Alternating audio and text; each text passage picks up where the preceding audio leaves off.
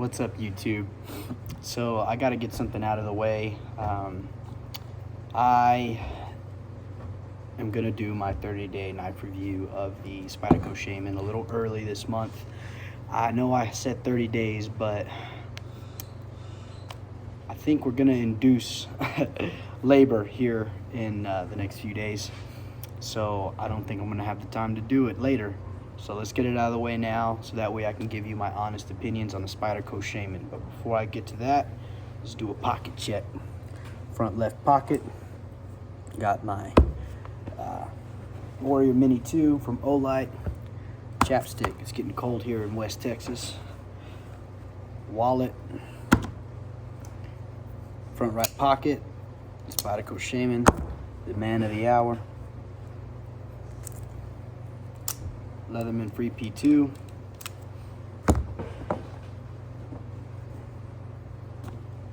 Handy dandy bandana. Then I got my Bird of Pry tool. This actually came in handy today. Back left. Car keys. Work keys. Nothing in my sweater pockets. And then of course attached to my button down is my Refined Co. bolt action stainless steel pen. So I won't talk about anything else. Let's just talk Spyderco Shaman. I got this at a local store. I'd been looking for one on eBay. I've been keeping an eye out on Facebook pages. I had went to an actual gun show. It wasn't a knife show here in the 806, but I was looking to sell some knives that day. Didn't get to, nobody was really wanting to buy anything. And then I go to a new knife store in town. My buddy Terry, he's a manager there. He's also the manager of another knife store here in Lubbock. And so I was like, hey man, you know what? That new store just opened up. Let me go check it out since I'm out and about. I go out there, CE Blade Works. It stands for Cutting Edge Blade Works. Cutting Edge Blade Works. Really good store. Terry's one of the managers, cool guy. Love talking to him. I can just sit there and talk with him for an hour and a half some days. So really cool guy. They're a premium dealer for Benchmade, so they get all of the Blade HQ prices. They get all of the Spyderco prices from Blade HQ, Benchmade, and a couple of others. Some of their ZTs are also that premium dealer rate, so you get fair rates with those guys. That's where I found this. Here I was trying to save money or make money off of my little collection. I go to that store and this is just lying there, right there. I'd been searching for it. Everybody's got it marked up to, you know, $280, $300 sometimes, and just for the S30V model. So let's talk about it. When I first got it, it had its factory edge, which was working really great. Got to use it on some zip ties, which I know you're not supposed to, but that's what I use my knives for. I got the finger flip down. I thought it was going to be larger than a PM2. Now, I've had a PM2 before, didn't love it, sold it to a friend, and Chris, shout out to you, but I just didn't love it. So I wanted to try one of these ones out. Everybody said it's a little bit hefty, a little bit more bulky. The ergonomics are a lot better, just because everything's contoured. It's not as blocky. The G10 isn't as textured, which I love the G10 on this one. This is just a regular black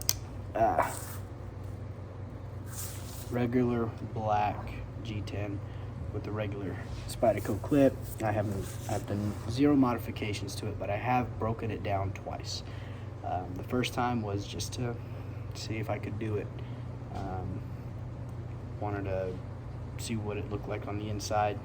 The second time was because I added Gunny Glide to it, and now it's just, that stuff is awesome.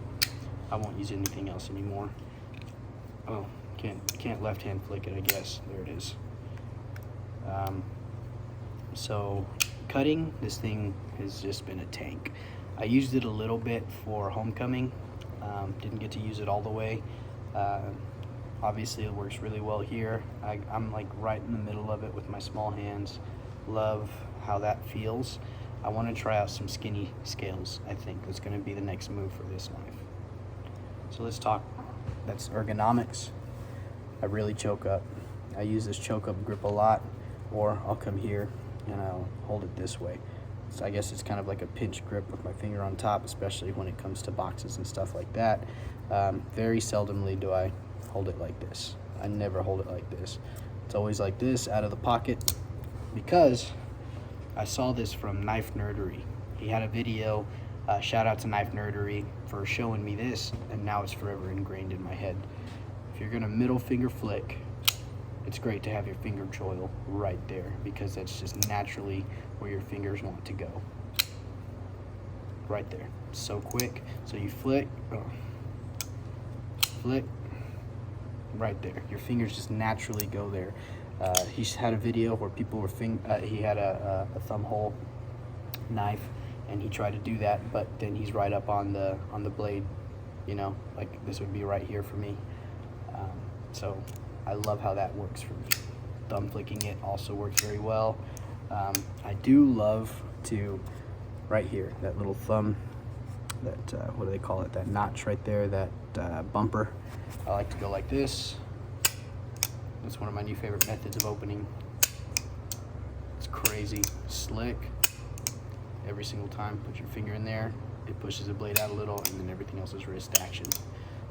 So those are the 3 ways I do it, and whenever I'm just feeling edgy, I'll open it from the Spidey hole, the drop down hole or whatever. I never do that or anything like that. That's just corny to me. So I fell in love with this knife because it's a workhorse and it's on washers. I'm around a lot of dirt and dust, especially in the fall. I do a lot of leaf cleanups after work, or blowing off the sidewalks and stuff. Around Lubbock, Texas, we get a lot of dirt in the air, so the washers work for me. Bearings, I've never had problems with bearings, so to speak, but I can see where the hang up would be on bearings rather than washers. I love how it does that. Super easy to disassemble.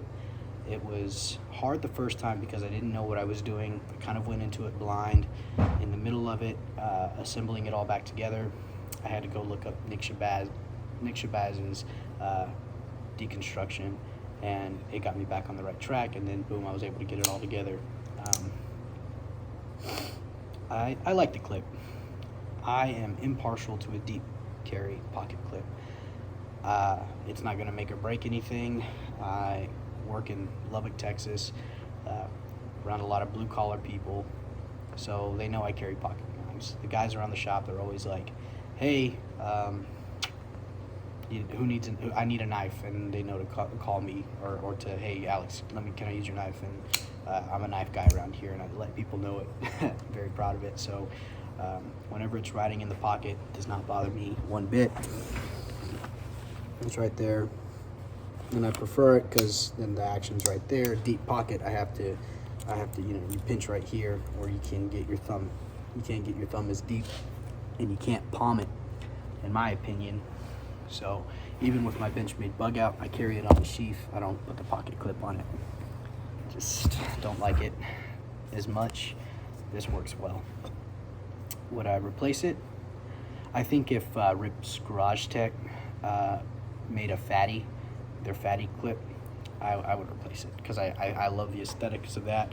I'm looking at getting a couple because I have an Emerson ZT collaboration that I'm purchasing right now that would look really sick on that knife. Maybe on another Benchmade that I have, the Anthem, if I can mill out those holes a little bit. I know the spacing is smaller on the Anthem than it is on the bug out.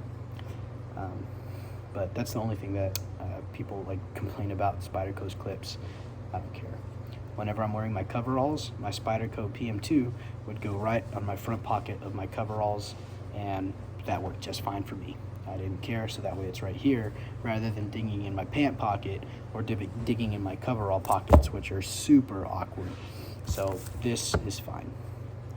I love the backspacer. I love the Stonewash backspacer. It was actually the first thing I noticed whenever I got it off the shelf and it was put into my hands and I got to play with it before I purchased it.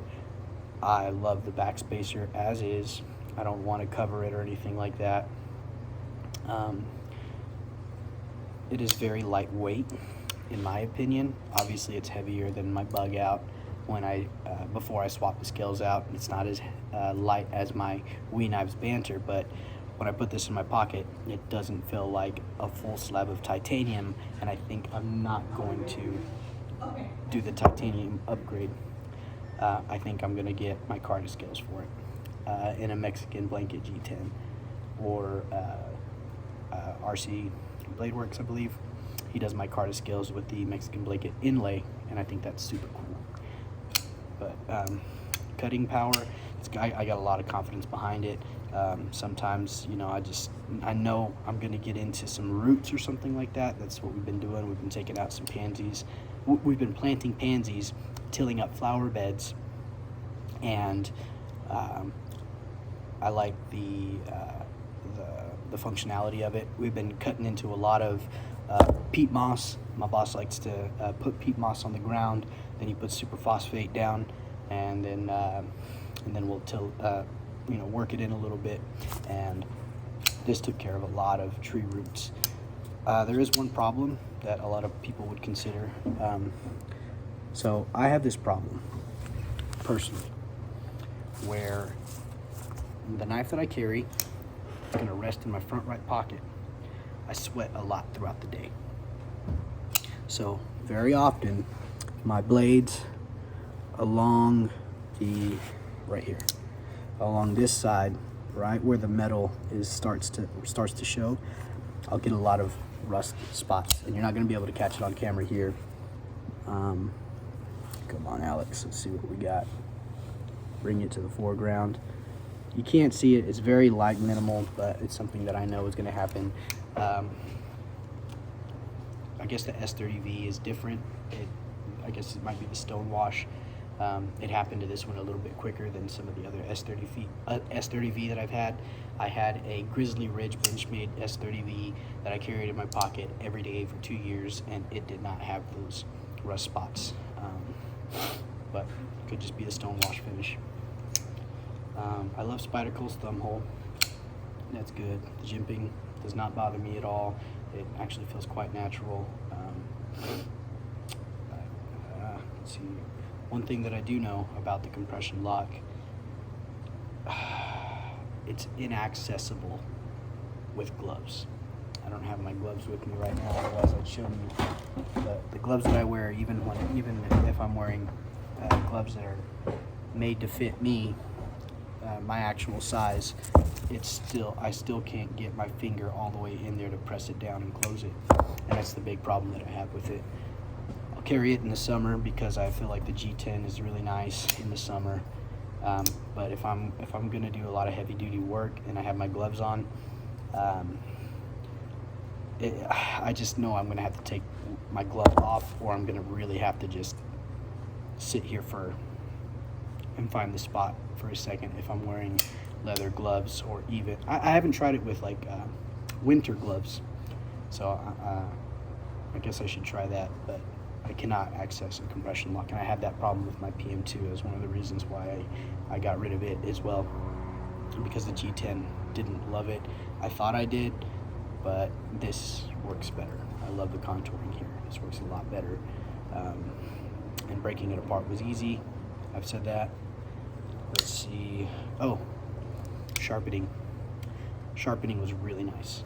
I really like sharpening this S30V. I took it to a 17-degree edge.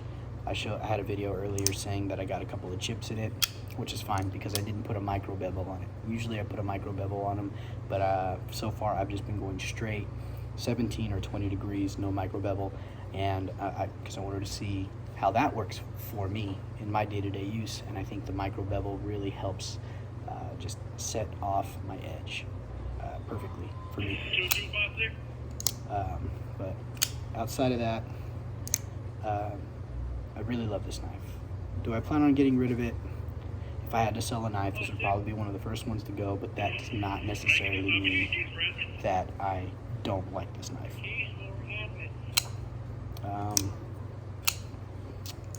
I think it's just I think it's just because I have a lot of more high-profile knives, like my Chavez Rendition, my Chris Reeves Unlenzon.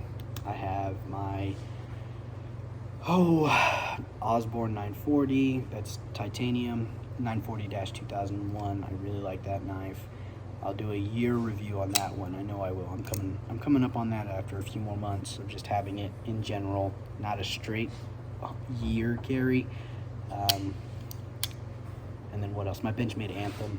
This one would go way before the Anthem ever left. I love my Benchmade Anthem. So I think I'm going to keep this one around solely for its ease of customability, because I can take off the clip. Hopefully Rip's Garage Tech, like I said, comes out with some more clips for this. Custom scales. Like I said, I love the backspacer. That's not going to change. I love how the backspacer and the clip match the stonewash of the blade. I absolutely adore it. But besides that, this is my 30-day review of the Spyderco Shaman. It cuts like a dream for the things that I have to cut: tree roots, bags of superphosphate fertilizer, peat moss. Worked really great on cutting all that stuff. Like I said, brutes. But yeah, I got a baby on the way, so I just decided to get it out of here today because I didn't know if I'd have time this week. But YouTube, y'all been really good to me. Follow me on Instagram, at highwindsEDC, highwinds_EDC, and I hope you guys can follow me on my journey through fatherhood as it's been going on with me. God bless you all. Bye-bye.